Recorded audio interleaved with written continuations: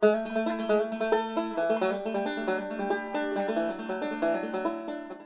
to Queer Next, the podcast that puts the yeehaw in y'all means all. I'm your host, Beck.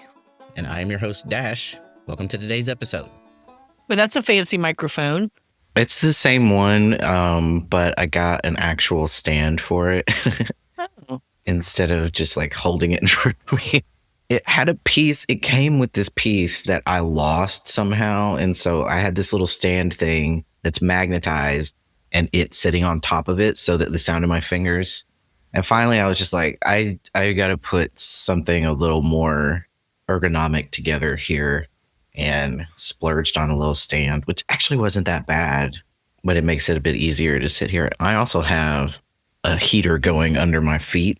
Yeah, it's pretty chilly here today. Well, I wanted the window open, but it's missing a pane. So it's not totally open, but it was, first of all, they're the original windows. So they're 100-something years old.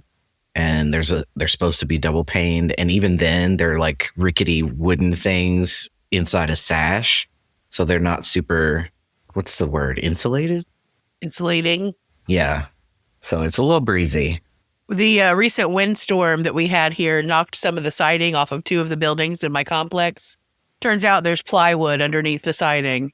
Yeah. Yeah, they put so much effort and so much care into building these. If you touch the wall, you leave fingerprints on it. Like, oh, it's that gummy kind of paint that they just put a new layer on.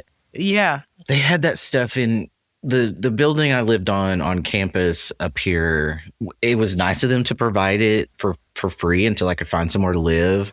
But it had that stuff on the walls, and the cats would, sometimes they like to parkour off the walls and stuff. There were grooves that looked like a haunted mountain lion had run down the hallway. Like especially when I went to cleaning the place out, when I was like, oh my God, they have ruined these walls. What am I going to do? And so I went around, I was like pushing it back down, trying to like close the grooves up with my finger, which kind of worked, but then it just left a fingerprint. I was like, now I'm just left proof. Is your buddy still there? No, she left about an hour ago. Oh, okay. Yeah.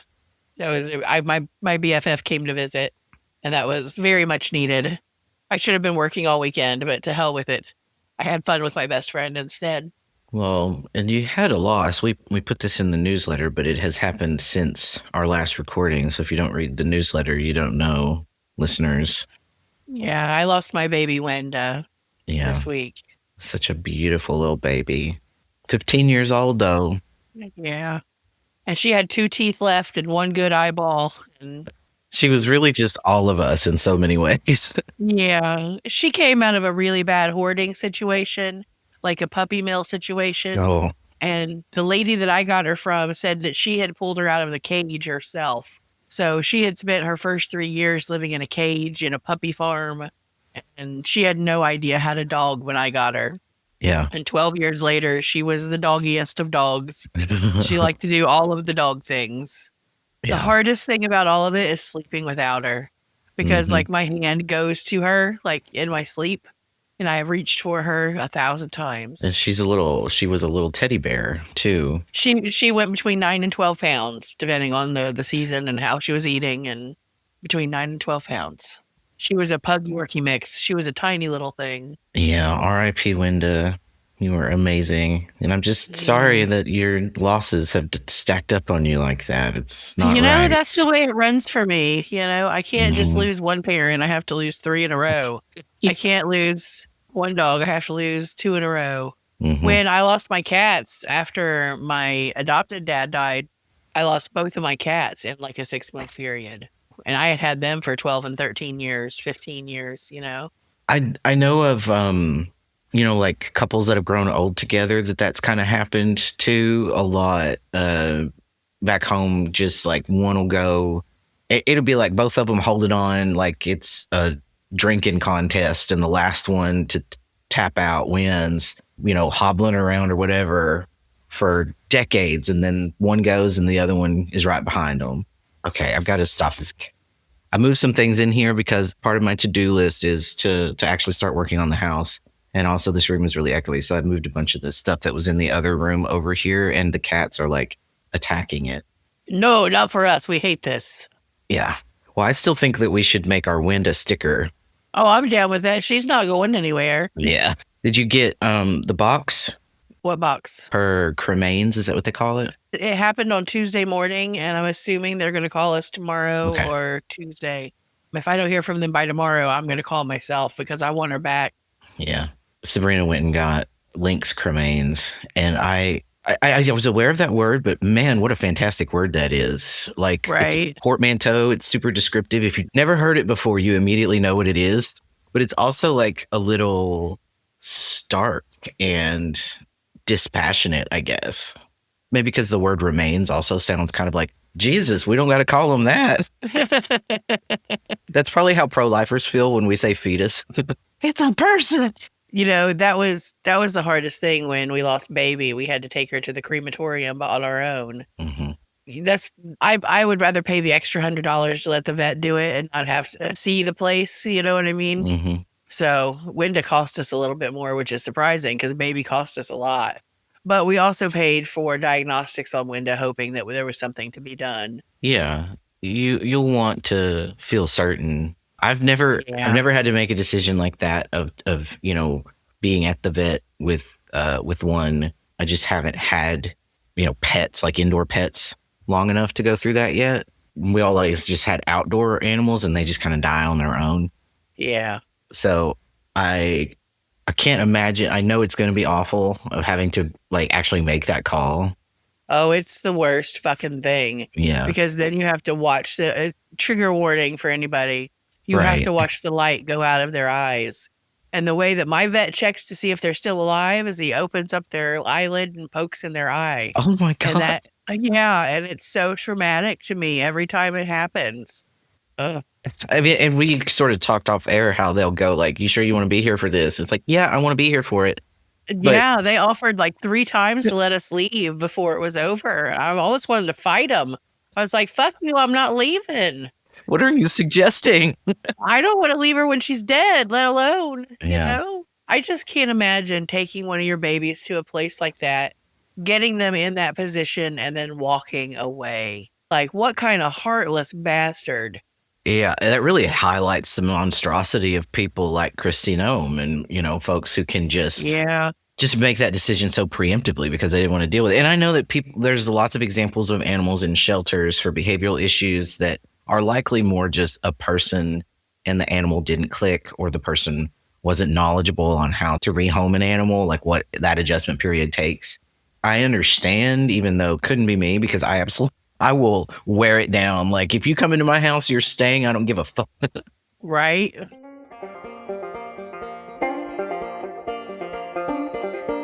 I've rehomed one animal, and it was beef.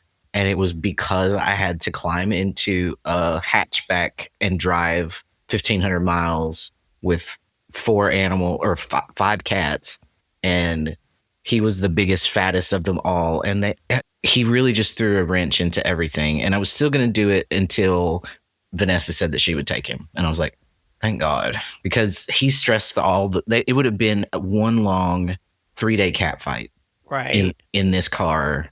And I was just like, this is going to be dreadful. It still wasn't awesome. But the 4 of them, for some reason, they do better. When he was in the mix, he fucked it all up.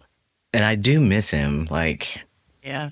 He's with your sister now, though, right? Yes. And he is so happy, probably much happier than I would make him, because he's not the only animal in the house, but he's the only cat. There's a dog that lives in fear of him, of course. And then there's 2 kids who he loves. Like, he's loved them. He met them before he went to live with them. He's a black and white cat. Like, tuxie animals in general, they tend to be better with people, and especially with kids. So he's living high on the hog. Yeah. I've never had a black and white cat. I almost said you want one, but yeah, we've talked about that, and I would love to have a cat, but I don't want to chain myself to a litter box for 15 years. That is just no, thank you. Yeah, the litter robot life is the life for me, but it's got a pretty big price tag at the beginning.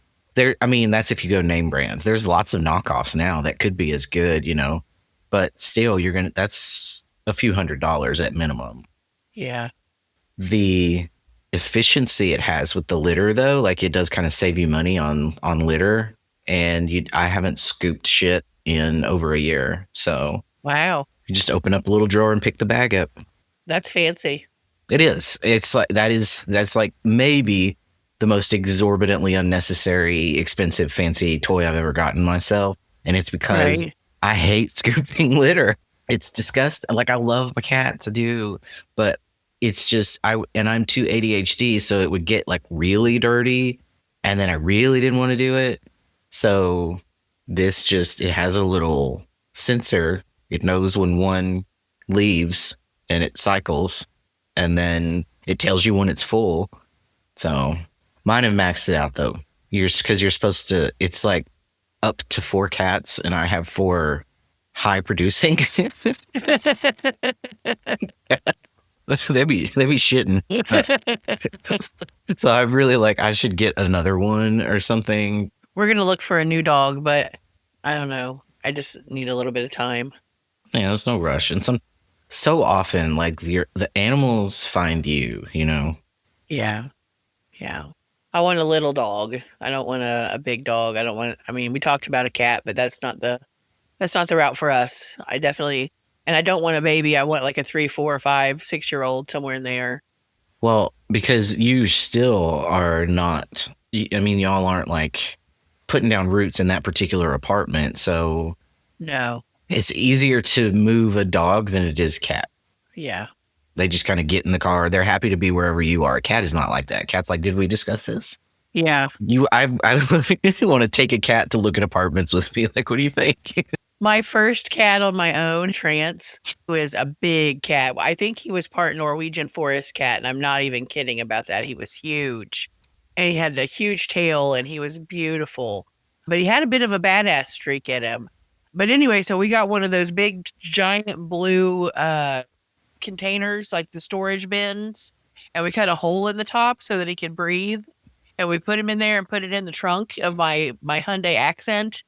And the whole way from Huntington, West Virginia to Hamilton, Ohio, he sat in the back of the car going, help, help, help. It sounded like we were kidnapping somebody.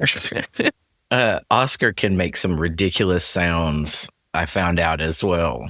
And I know that cat, like, they have this, like, they can downshift their meow, and they can just be like, wow. And he will do that on a loop. He and Felix both will just scream for the first, like, maybe 15 minutes we're in the car. After that, if it's a long drive, they just sit down and go to sleep. So, because they have moved so many times and they've driven around so much, they just literally snoozed in the car the whole way from Kentucky to Minnesota. Ow. I don't put them in a carrier. I don't do, like, I will to move them from the house to the car. Sometimes I'll do that with Felix because he's a little shifty. Wily. Yeah, he's not bright. So he panics because if he doesn't understand what's going on, his instincts kick in. But the rest of them, I just kind of grab them and throw them in the car and let them situate wherever, and then we take off. So Brisket, he was a baby, so he sat in my lap most of the way and looked out the window. Oscar and Felix slept on the passenger seat. And Ziggy, if this is her in general, she was just off somewhere else in the car chilling. She didn't want to come out. We got there. And Felix, too, they were both like, no, we live here now. You want to do this again? What's your problem? Oh, my God, I have moved so many times. I just realized that's got to stress them out so bad. Yeah. We have moved quite a few times, too, but I know that I'll probably have to move again now that I have to find a different job, but I don't really want to. Like, I had plans for this house. I don't hate it. It's fine. It's one of those, like, places people will look at and go, it's got potential. So I don't know. I'll work on that. Maybe I'll work on it even though I know I'm going to have to sell it. Right now I owe more on it than it's worth, so I would have to pay somebody to take it. Yeah, the homeowning life is not for me for reasons like that. Here, the handyman shit, I can just call a number or put a file online and be like, come fix this shit, and it doesn't affect me. And I don't have to mow the grass or be in charge of that or any of that. I don't like living in a complex at all. But I mean, this was the solution we had to having 3 dogs, including Baby, who is giant. But now we'll have a little bit more flexibility. Do you think since Wenda passed, they'll take her off of the rent? Or do you think I'll have to pay for her the whole time we have a lease? That's a good question because I don't know what pet rent is for. Yeah. Like, it's not a security deposit. It's I don't think they know what it's for either, because I think that it's just them squeezing more money out of people. Yeah. Well, we got 2 of them certified as emotional support animals, so we don't have to pay anything for them. But I made that Baby and PETA because those are the 2 most commonly, like, that would be rejected because PETA's a Chihuahua and they're known to bite, So I thought Wenda would be the safest one not to have covered. So she's the only one that I had to pay actual rent for. But now that she's gone, I'm just curious if they'll take it off my rent. I mean, I would I'll ask call them about to. that and find out. I mean, it'd be it's $30 a month. Yeah. I've gotten used to being like, I don't think I'm very good at being a homeowner. Like, I'm not somebody that's on top of shit, but I don't want to go back to renting necessarily. Probably will if I leave here. Although, if places don't want to let you have a dog, they damn sure don't want you to have a cat. And I've got 4 of them. So yeah, you'd be fine in my complex. Really? Every window in this complex has a cat in it. The cat tree. Maybe it depends on where I was, but like in Richmond, nobody would want you to have a cat. I couldn't find anybody to rent. I had to lie about them, which I don't like doing. Yeah, this place was a unicorn. That's why we ended up here. Right. Because that's why we pay the more expensive rent and everything. It's not for the freaking amenities that break every 5 freaking minutes. Like, so they have these no slam drawers, right? And the one with our silverware in it broke like the day we moved in. Like, nothing in here is top quality. Everything was just slapped together. I mean, it looks nice, but it's all crap. I literally touched my wall and it has fingerprints on it. I didn't have grease. I mean, I wasn't eating fried chicken and touched the wall. You know what I mean? I just was getting up and I was pretty close to the wall and touched it. And now there's fingerprints there. And it's like, Jesus. It is the worst paint in existence that they choose for that because it's just so cheap. Yeah.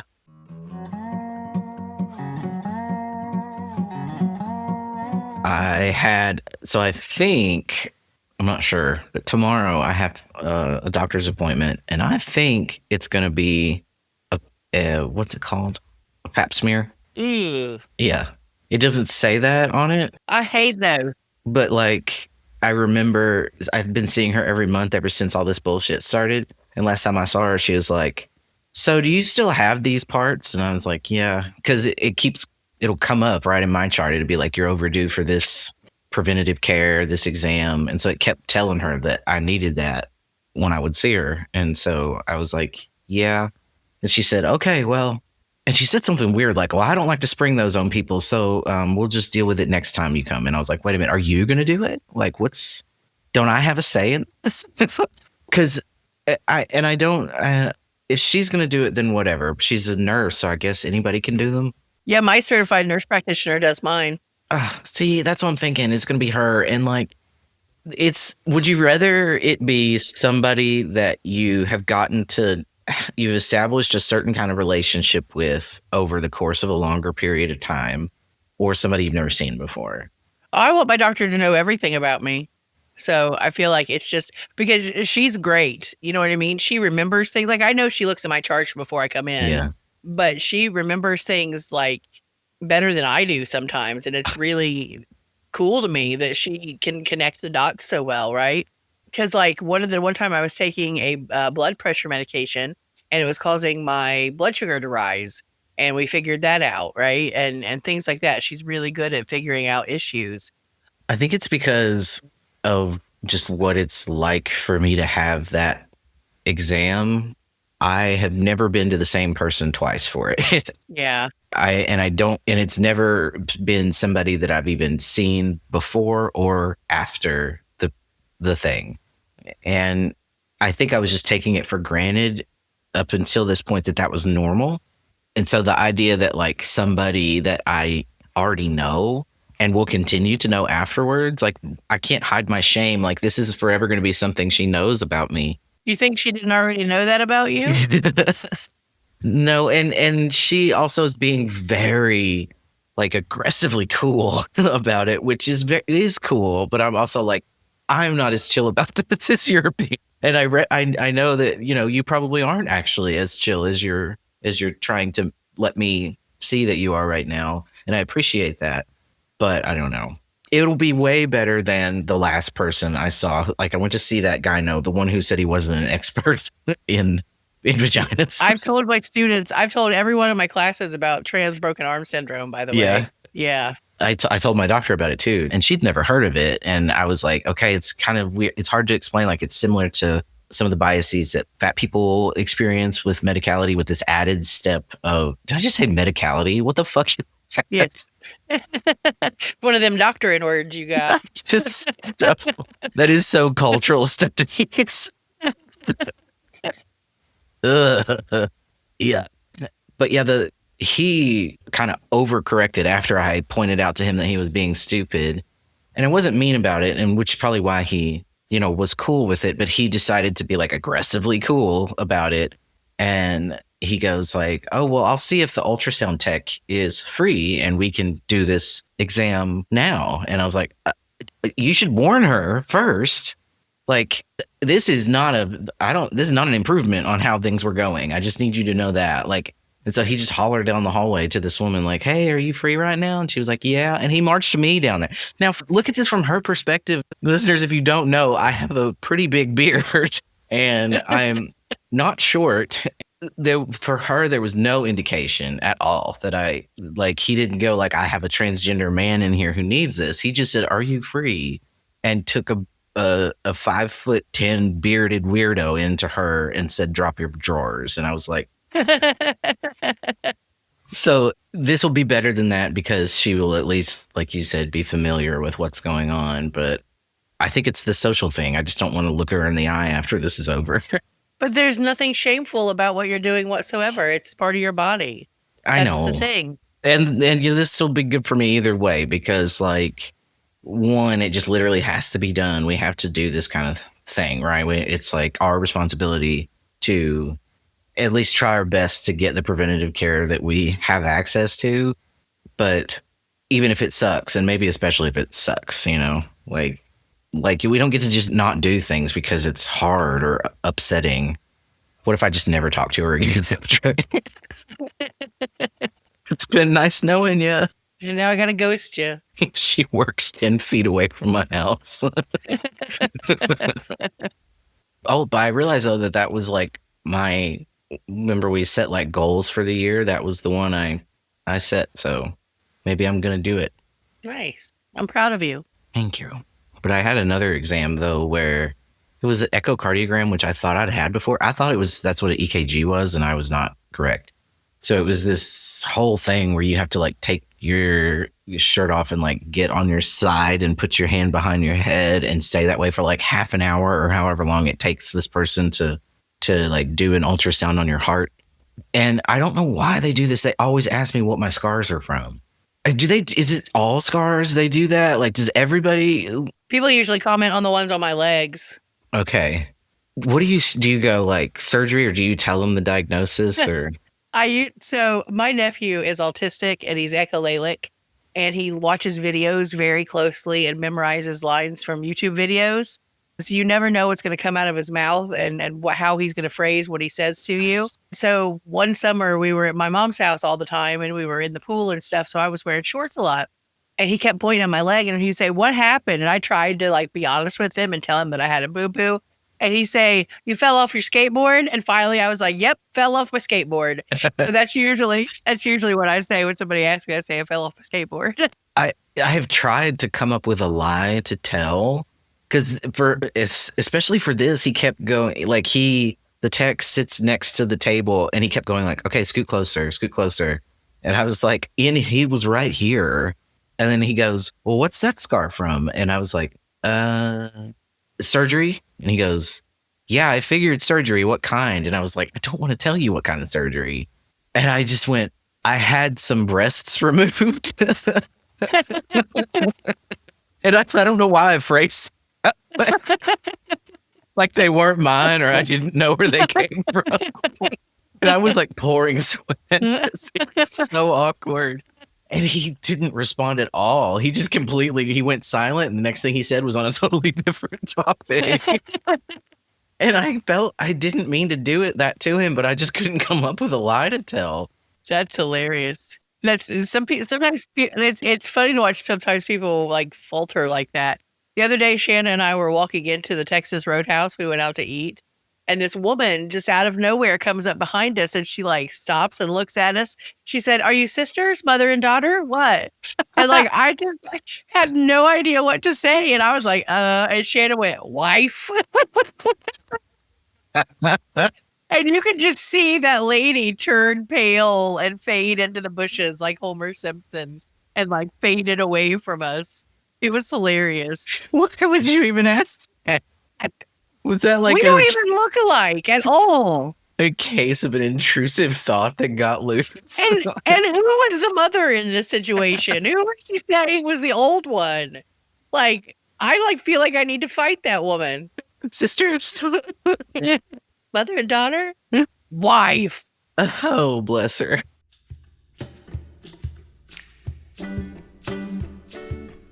Well, it kind of happened again later because he was...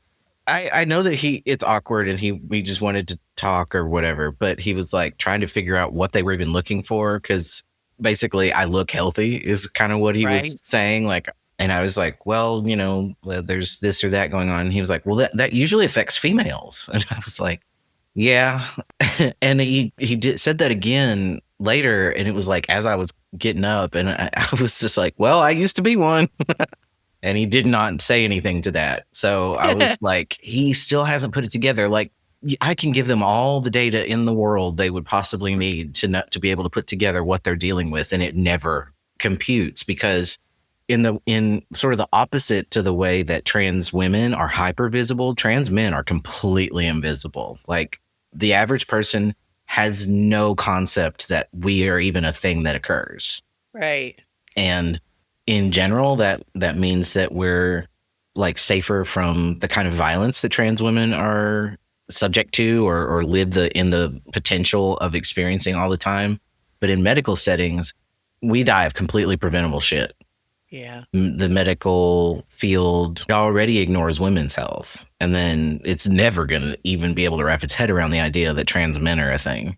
Right. But yeah, I had some breasts removed. Why did I say some? Like, I kept some others. Like, there was more. How many were there? One thing that made me laugh really hard this week, you said a number. We were watching, we watch a lot of YouTube in this house, and we were watching a random collection of Family Feud funniest moments. And so the question was, what was a number that a man might exaggerate? And the woman went, 100? Well, then he gave it to the other lady. She got her ex, and she was like 69. Oh, man. And I had to go over to the other people. And then finally that guy was like, his height. Like one of them finally got it. But the 100 about took me out. I love when, especially like when I'm the person who has said something so just incomprehensibly stupid. Oh, yeah. I do that regularly. Can you remember the last time you absolutely cracked yourself up? Oh. Or just your favorite time? Like, wow. I don't know. I'm pretty hilarious. I've got a lot of jokes. Like when we were at the graveyard when we moved my mom's body and we were putting my dad in the grave with her. We were basically burying both of my parents together that day. And the cemetery that they're in is pretty new, and so it's still expanding. And my niece commented on that. She was like, "Yeah, this place is really growing." She's like, "Yeah, I heard people are dying to get in here." That may be the top of all of my jokes ever. Like, pretty classic. Or the time that Planet Fitness texted me and asked me if I wanted to join. And I said, no, thanks. I've decided to stay fat. They had no sense of humor about that whatsoever. Oh, really? What'd they say? If I change my mind to let them know. Will do, Chad.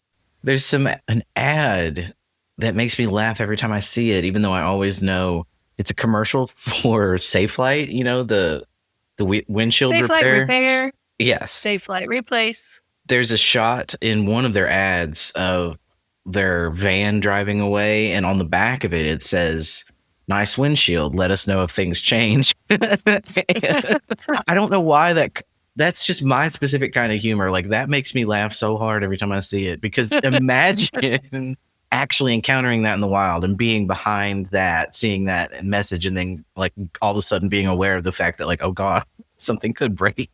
You know what I found out? You know that joke I was doing with the sponsors of the Appalachian wrestling thing? Uh-huh. I found out that that's a real thing. Oh, wow. Yeah.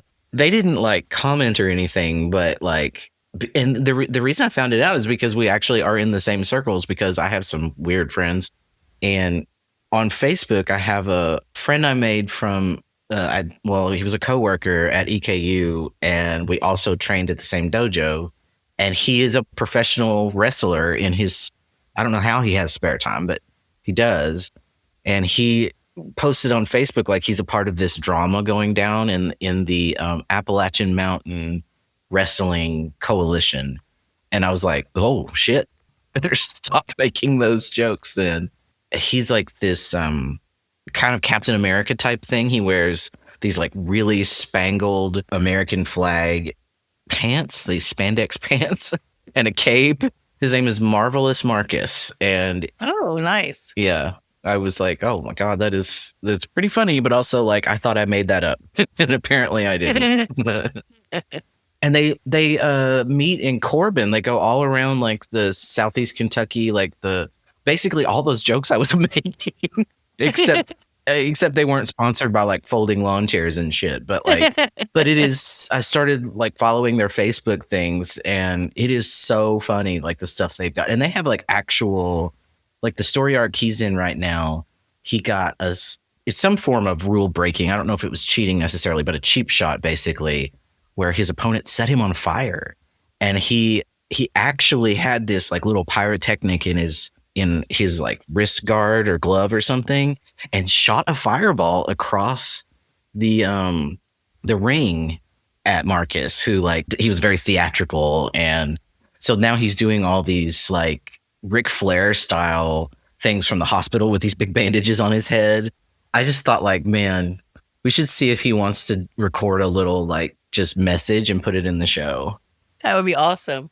If anybody's near the Corbin Hazard region and you go to the Appalachian Mountain Wrestling, let us know if you've seen Marvelous Marcus. I forget the name of the guy who did the fireball. That's pretty amazing, though. We've reached Mario level of technology. And of course it would exist, right? It's pretty one of those, well, I don't know. Like, what is it about wrestling anyway? I've never understood what the appeal is, but I don't know. You know, I understand it better now that I understand drag better. Yeah? Yeah, because it's straight person drag. Right.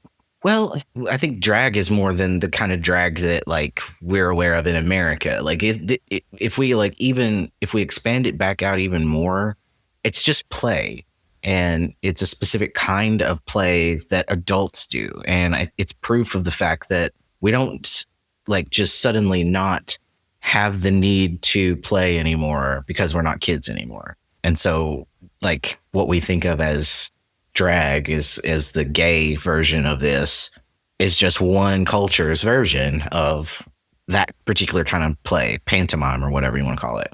Because like white cis straight women, they've got pageants and stuff, but I don't know, some other versions. There's probably lots of other versions. Listeners, let us know. There's dandyism in the Black community. Dandy. Okay, hang on, I don't know that. Let me look that up. So does it like stem from Black dandyism? Got it. So it's distinct from like the British. Cool. Like a lot of the stuff we talk about is a version of that, like the county fair, right? That is all, well, a lot of it anyway. This more like the spectator portions of it. Definitely. Demolition Derby. Mm-hmm. And like tractor pull, what the fuck even? Who comes up with that? And like, I think you can identify play as something that, because it's not that you never learn anything. It's not that it's never even constructive. All kinds of things only exist because of play. A lot of the skills and techniques we have, they were just horsing around first. But I think at its outset, it's a combination of enjoyment and showing off a little bit. Are most good things? Yeah. Hi, Brisket. Well, let's take a break and hear from this week's sponsor. Okay. Hi, baby. You see him. Hey, buddy. He is fat. Me too, buddy. Yeah, right. You can say hello. I could bring PETA over, but she would just growl at us. You're shedding so bad. I've got to clean this house from all the shedding. Okay, you can say hello, but then you have to leave the microphone alone.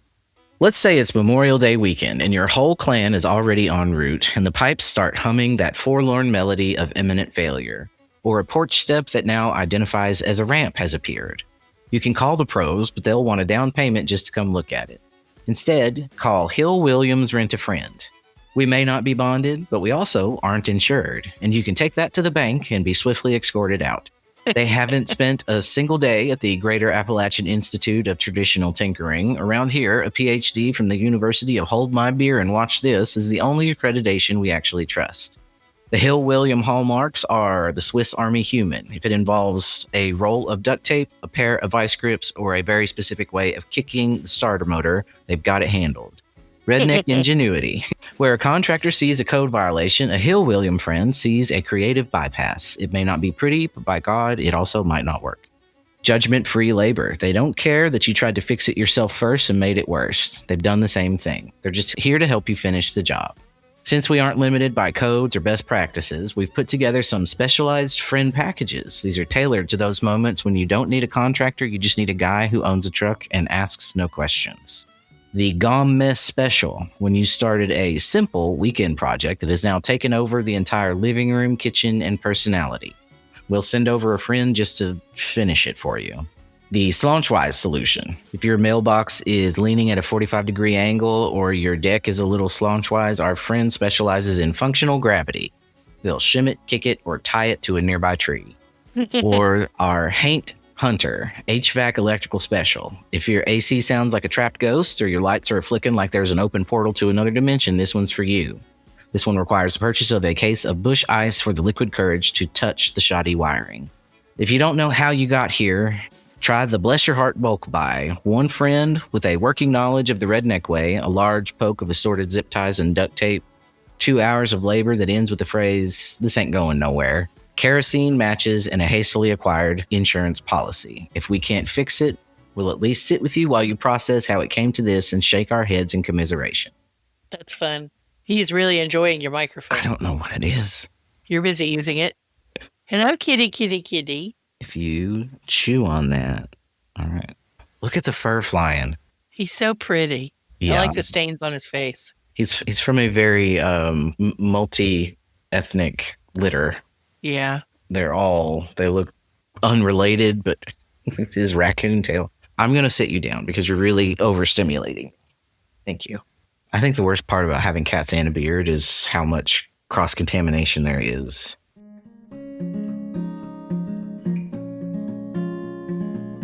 We went to, when my friend was here, we went to a stained glass art class. We made sun catchers, and it was a lot of fun. So that was like real glass? Yeah. Wow. I just saw you post that, and then my mom used to do this kind that you just paint. Yeah, no, so you start out with a pattern, right? And then you copy the pattern, and then you cut out the little pieces of paper. Then you take those little pieces of paper and overlay them on your pieces of glass to make sure that they're the right size. Then you have to like score it and cut it and break the glass in all around it. And then they have these grinders that you use to smooth it out. They're like a wet grinder. And then once you smooth it all out, then you use a copper tape that you put all around it.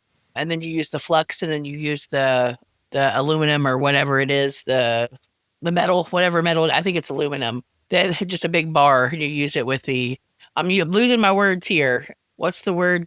The hot thing that you... A solder? Yes, the soldering iron. And then the metal with that. And then you just go through and you cover all of the copper tape with it. It was a lot of fun. I made a dog's paw. Shannon made a hand doing the I love you hand. And Tracy made a fish. So... Cool.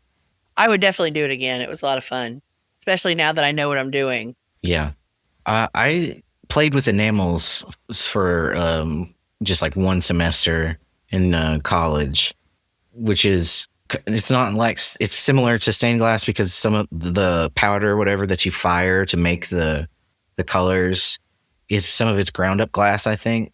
But it was kind of unpredictable because the way it doesn't look like it's going to look when it comes out. And so you'll think like, oh, this color is going to be beautiful or whatever, and it'll come out brown. So I was not super, I know it's because I wasn't very knowledgeable, and people who know what they're doing can make beautiful things doing that. But I think the glass thing would be more fun because you could kind of, if you weren't already super knowledgeable, still kind of make something cool by accident, at least. Yeah, it was crazy how much chemistry was involved with Shanna's glazes and stuff in her ceramics program. There was a lot of chemistry involved. Yeah. My mom worked at a ceramics place for a while down in Tennessee. I don't remember exactly what she did. I think she, well, it was a small place, so she probably did a little bit of everything, but it wasn't like that stuff. It was mostly just the kind where you pour it into a mold and make certain things. I think we must have been really small, or we didn't go there very often. You know, like when you're a certain age, you go to work with your parents a lot. Yeah. So I'm remembering like she had so many weird jobs like that when I was small. If I was small, then Vanessa was probably like an infant. But she worked at a ceramics place, and she worked at, do you know the brand Duckhead? Vaguely, I think. It's kind of like a tough wearing, jeans company. I don't know if they're still around. They had a plant there in Jellicoe that she worked at for a while. I wonder if they're still around. Always future facing, drawing strength, growth, and inspiration from its deep roots in history. These are clothes, you guys. Are you okay? Yeah, like this is one of those like fancy brands that outsourced its, like it probably went from Jellicoe to Singapore or something, like right. As soon as there was a thirder world to to outsource their labor to, they did. But it was and it was kind of weird because there was like whatever factory there was around that, there would be random really nice clothes from it on the poorest kids you've ever seen. And it was always like stuff that the stitches weren't quite right, or right. Because there was also a lot of kids in the high school that were wearing Jordache and like Guess jeans, like super popular, expensive shit. But it's because it was all made in factories around there, and all the seconds got thrown out or sold at the second stores. Did you ever shop at those? Like was it Goodies? Like the factory stores? Yeah, there was certain stores around like Corbin or down in La Follette that only sold seconds. And I think Goodies was one of them. Yeah, we had a Goodies. I was in TJ Maxx one time, and I was talking to the person I was with and said something like, check the zippers on that before you get it, because these are seconds. And so sometimes it's the zipper. And a staff member was going by, and she goes, they're not seconds, it's overstock. And I was like, okay. The overstock in the store just happens to mostly have ruined zippers and seams and two different length pants legs. Like Gabe's. Gabe's? I haven't heard of that one. Oh, they're a big chain. Used to be Gabriel Brothers. Now it's just Gabe's. Gabe's. No, I don't use my precise location. American Off-Price Department Store, headquartered in Morgantown, West Virginia. Haven't heard of that one.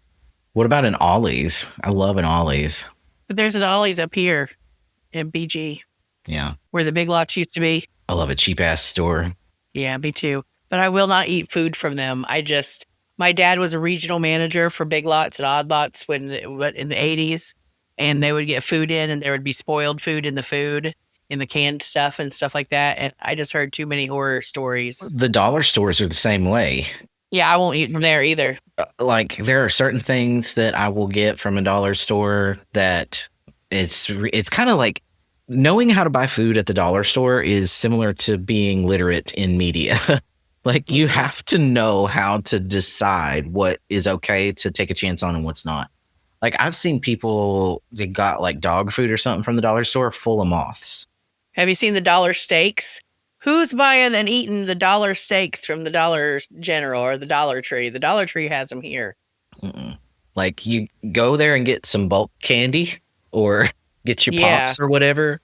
But yeah, I got a garbage can for my bathroom there. Like things like that are. Yeah. Although like something that happens out here because nobody cares. Nobody's going to get reported for a single goddamn thing out here. So the grocery stores, they don't cycle out their expired stuff. They don't.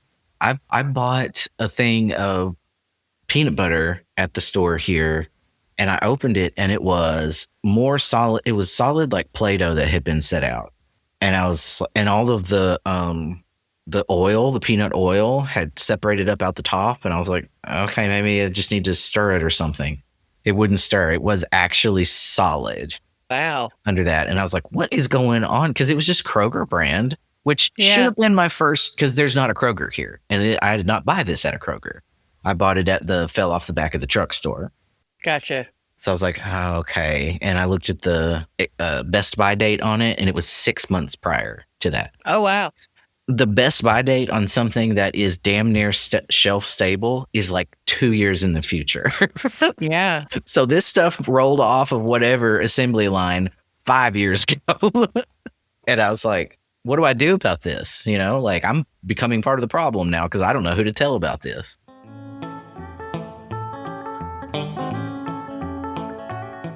One time I saw a recipe on the back of a ketchup bottle, and I posted about it on Facebook. And my friend went and made the recipe. Guess what it was? Peanut butter ketchup cookies. Was this like a name brand ketchup? Heinz. Oh my God. Was this an April Fool's joke or some shit? No, it was just a regular bottle with a peanut butter cookie recipe on the back of it. And I was appalled. So I posted about it on Facebook, and my friend Tara was like, I'll make them. And she made them, and she said they weren't too bad. I was like, ugh. What a weird. Yeah, I like sweet and salty. I like sweet and sour. I like the dichotomy of sweet and something else. But no, not peanut butter and ketchup. Yeah, well, because ketchup it's neither sweet nor salty. Tomatoes are umami. So There are 5 tongue tastes. I think, especially in the Western world, in America, we only think about the 4: sweet, salty, sour, and what's the other one? Bitter. Yeah. But there's a 5th one called umami, which is the flavor of a mushroom. It's that earthy flavor. And tomatoes are really like I saw some Alton Brown thing where they were looking for the most umami flavor there is, and tomatoes have the most of that. And so like, that's one of the reasons why like ketchup is shoved full of sugar and all these other additives, and it's still always going to taste like that. You can't get the tomatoiness out of it. It's one of the reasons I think it does exist. Isn't it also technically a mustard? Getting into weird stuff here, because there's different kinds of mustards, or no, there's different kinds of ketchups. What is ketchup? Google's going to be so sick of me. Google's just going to be glad you're not searching for porn like everybody else on the internet. Yeah. Unless you're using the mustard for the porn. Oh, all right.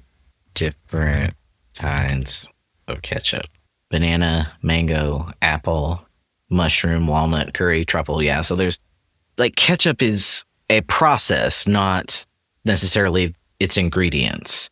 But I think America is most into tomato ketchup. Fancy tomato ketchup. Tomato ketchup, yeah. I have gone down this rabbit hole before, and I'm not going to do it again because it actually gets kind of deep. But ketchup, oh my God, that used to be. I would eat ketchup sandwiches. I would eat shit just so I could put ketchup on it. Ew. So when I worked at a group home one time, I had a same guy that did that too. He'd say, "Put ketchup on it, Harv," and he put ketchup on everything. I wouldn't say everything, but I do.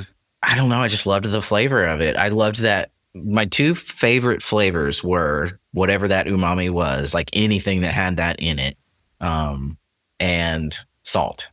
So I would take just a piece of white bread and put a buckload of ketchup on it, and just another piece on top of it, and that I would eat literally a ketchup sandwich. I would suck on bouillon cubes. Ew. I think I needed a lot of salt when I was a kid. I think my body was like craving salt, because I would also take the salt packets you get at like a Hardee's or something, and I would put them in my lip like it was a dip or something, and I would suck on those until the salt was all gone, and then I would eat the paper. I used to also love eating paper. That's different. I think that I just was a little malnourished, and so I I remember like crawling around the floor looking for pieces of paper to eat. And then I discovered the spices and things in the cabinet. And so I would suck on the bouillon cubes. Those were my favorites.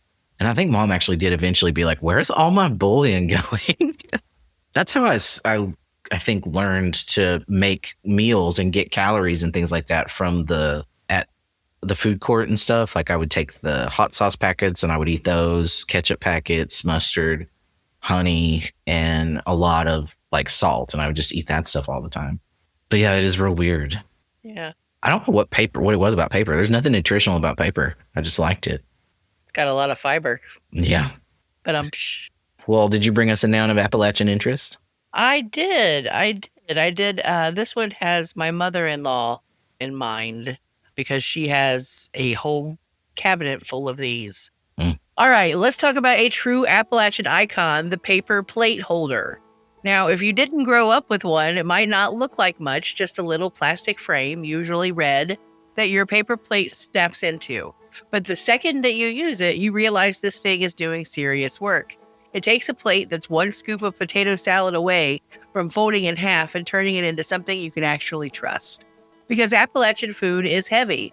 We're not out here balancing a few chips and calling it dinner. We're sticking baked beans, macaroni, deviled eggs, and maybe a piece of cake that's already leaning. That plate is under pressure, and without help, it's gonna fail you. But not with a holder. That little piece of plastic gives you structure. You can stand, talk, walk across the yard, maybe even chase a kid or two, and your food stays where it belongs. No midair folding. No panic catch, just stability. And you'll see them everywhere. Cookouts, church dinners, family reunions. Somebody always brings a stack. Some are a little warped, some got a stain that tell a story, but they're all still in rotation, still doing their job. It's not fancy, it's not new, but it solves a problem and it solves it well. The paper plate holder, because sometimes you don't need more plate, you just need a little backup. I remember styrofoam plates were revolutionary. Everybody thought those were just because they solved that problem. Yeah, the soggy problem. But they would break in half pretty easily. Mm-hmm. But yeah, no, the paper plate holder, my mother-in-law has been using those since Shanna was a kid. She's a diehard fan of them, man.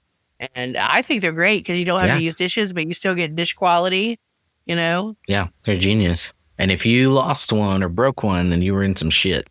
Vanessa had a birthday yesterday, and she said her kids got her silverware for her birthday. That's an odd choice. Maybe she wanted it. Maybe she did that thing where she was like, sure would like some silverware.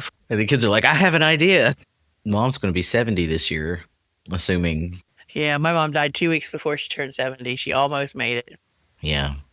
You know, like she's back in the hospital now, but they say they have an idea for treatment. Here's the thing about what this big, beautiful fucking bill has done and about what access to rural medicine is like, because they know what's wrong with her. She's got lung cancer and she has some sort of heart failure. They're not sure, but she's going to need a pacemaker, and they keep having to drain off fluid that collects in her chest. I'm not sure where it's coming from. All that stuff is so jammed together, but right. But so like they know she needs a pacemaker and some medication to help with that, but her heart's it's not awful, right? It can be repaired. She might need a new valve maybe, but they can't do that until they treat the cancer, because cancer is causing the excess fluid problem, they think. But they can't treat the cancer until they find out whether it's metastasized first. They can't do that until they do this kind of scan, a PET scan. And there's one fucking PET scanner in all of Eastern Kentucky that drives around on a semi truck, and it's like from hospital to hospital, and it's booked out for months. So, oh wow, yeah. So it's like they feel like they could, whatever it is treatable, but is there time to navigate this mess? And then not to mention that they're on Medicare, and one of those parts has been canceled, so that probably adds to the wait time. Yeah, for sure. Could they go to a different part of the state? No, like you have to go through that maze of referral and seeing this doctor. Like she's in the hospital right now, they can't do the scans because they can't be ordered out of order. Because Vanessa was like, can't they just sneak this shit in while you're just sitting there in the hospital? And she's like, nope, apparently not. Bless her heart. This is what we meant by this is going to kill people. Yeah. Because when you cut down on the resource itself, then it turns into a case of there's one scanner floating around a whole region trying to treat its aging population whose benefits have also been canceled. I just thought of that though, like when I remember thinking about the big beautiful bill, and it felt like we kind of moved on, which we do because this shit just keeps coming. Yeah. And then I just remembered, like, no, this is what we knew. This is how we knew this was going to go. This is what it's going to do for people. I hope we get out of this shit. I hope we survive it. But it just could be too late. It probably already is too late for several people. I mean, for all we know. I think he's going to die soon, though. People are like, he looks like shit. Well, we can hope. Yeah, if anybody's getting the best medical care in the world, it's going to be this undeserving Blow hard. Yeah. I'm impressed that she's going to the doctor, right? Like, this is not behavior that she has ever like exhibited before in her life. So, and she said something like, gosh, why me? Why does it feel like it's all piling up right now? And I was like, I don't know, because you've been sick for decades and refused to go to the fucking doctor. That could be it. And she just went, good point. I learned it from watching you. No, I'm going to the doctor. I mean, I haven't, but I am now. I'm trying to become somebody that takes their health more seriously in my 40s instead of my 60s. Right. Anyway, it's going to be 60 degrees here today, so I think I'm going to go for a bike ride before I make the episode. Shanna had the whole weekend off because Tracy was here, and I didn't do any work because Tracy was here. So Shanna goes to work at 4, and I have lots of work to do to keep me busy. So yeah, well, I'll be working too, and tomorrow I'll be doing scary and uncomfortable things, and then after that, I don't know what I'll do. I'll make a to-do list and I'll post it on the Facebook, and we can all say what we're going to do today on Monday, and then whether we did it or not. You know, there's only 4 weeks left of classes. Wow. Thank the baby Jesus. There's a job I got to apply for over in the cities for a summer course they need taught it's something about television. So it's like, oh shit, I can do that. Yeah. So that's on my to-do list tomorrow, is to apply for a couple of jobs I've found or people have sent me. I really do. Like I have some good people, good support, and people like send me like, hey, is this something you could apply to? I'm like, fuck, I don't know, but I'll send my resume in. Right. We'll see. Well, I guess we ought to go. The listeners have a nice week. Hopefully it's getting warm there if it has been cold like it has been here. And should we do Coal Miner's Daughter next week? Will you have time to watch the movie, or? Let me get back to you on that. All right. Let me check some things out, and I'll see what I can do. Okay. We also, if anybody wants to actually be in our Discord, we don't do anything with it. And there's like 3 people in it, including us. But some people, because I mentioned it before, have actually asked like, what do we do that? So if you want to join the Discord, I'll figure out I don't think we have to worry about anybody being in there like horrible. How would you even find a Queer Next Discord if it wasn't for you? So right. I'll work on that now that I'm not doing anything except for trying to find gainful employment. I'll work on making that into a space we can actually hang out and maybe do fun things, and then we can watch movies in there, or we could have YouTube nights. And like, like where we show our favorite YouTube videos or something like that. Fucking love a YouTube night. We got to show Tracy the goodness of the biscuit video. Taste the goodness. And it's special honey sauce. The body roll song? Watch out for my body roll. Okay. Like we are going to have a YouTube night. Listeners, comment on wherever this is. If it is on Spotify, you can use the comment feature. If you're listening on Apple, I don't know how the fuck that works. Just send us an email at mailbag@queernext.com. Send me a Facebook message or an Instagram message, and we'll get this going, and we'll start having YouTube nights. That sounds great. Also put it in the newsletter if you subscribe to the newsletter. Well, we'll get this shit together. We'll turn this into something everybody can like. And yeah, have a good rest of the week. thank you to everybody. Who do we need to thank? We never do that. Thank you to the listeners.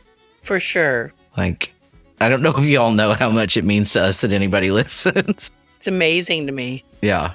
It really, I mean, it adds this layer to something that's fun already, but just actually meaningful now. And that's fucking wild to me. I never thought I'd do anything meaningful.